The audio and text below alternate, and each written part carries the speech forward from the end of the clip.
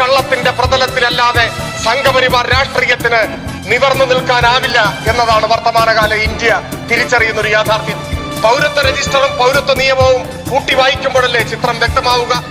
പതിറ്റാണ്ടുകളായി ഇന്ത്യൻ മണ്ണിൽ ജീവിച്ച ഇന്ത്യയുടെ പ്രഥമ പൗരനായി തെരഞ്ഞെടുക്കപ്പെട്ട ഫഖ്റുദ്ദീൻ അലി അഹമ്മദിന്റെ കുടുംബം എങ്ങനെ പൗരന്മാരല്ലാതെയായി മാറി?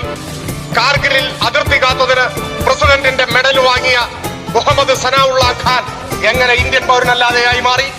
ഇന്ത്യൻ സൈന്യത്തിൽ വിശിഷ്ട സേവനം നടത്തിയ മുഹമ്മദ് അസ്മൽ ഹക്ക് എങ്ങനെ ഇന്ത്യൻ പൗരനല്ലാതെയായി മാറി? നിങ്ങൾ മറുപടി പറയണ്ട. ഇതിനെല്ലാം ബോധപൂർവം ഈ രാജ്യത്തെ ഒരു ഗണ്യമായ ജനവിഭാഗത്തെ ആട്ടിയോടിക്കാൻ തടങ്കൽ പാളയത്തിലേക്ക് ആനയിക്കാൻ കൊണ്ടുവന്ന നിയമമാണ് ഈ നിയമം. ഇവിടെ രേഖ ചോദിക്കുന്നു ജീവിക്കുന്നവരോട്. പതിറ്റാണ്ടുകളായി തലമുറകളായി ഈ മണ്ണിൽ ജീവിക്കുന്നവരോട് പൗരത്വം തെളിയിക്കാൻ രേഖ ചോദിക്കാൻ നിങ്ങൾക്ക് എന്ത് അവകാശം? ഈ രാജ്യത്തിന്റെ സൃഷ്ടിയിൽ നിങ്ങൾക്ക് എന്തു പങ്ക്? ഞങ്ങളുടെ പൂർവികർ സൃഷ്ടിച്ചതാണ് ഇന്ത്യ. അവർ പടപൊരുതി സൃഷ്ടിച്ചതാണ് ഇന്ത്യ. അന്ന് നിങ്ങളുടെ പിതാക്കന്മാർ ബ്രിട്ടന്റെ ഒറ്റുകാരായി ഈ മണ്ണിൽ നിൽക്കുകയായിരുന്നു. അവർക്ക് ആ ഒറ്റുകാരായവർക്ക് ഇന്ന് നിർഭാഗ്യവശാൽ ഭരണാധികാരം കിട്ടി എന്നതുകൊണ്ട് ഈ രാജ്യത്തെ ജനങ്ങൾക്ക് മരണമാറണ്ടൊരുക്കാൻ ഒരവകാശവുമില്ല.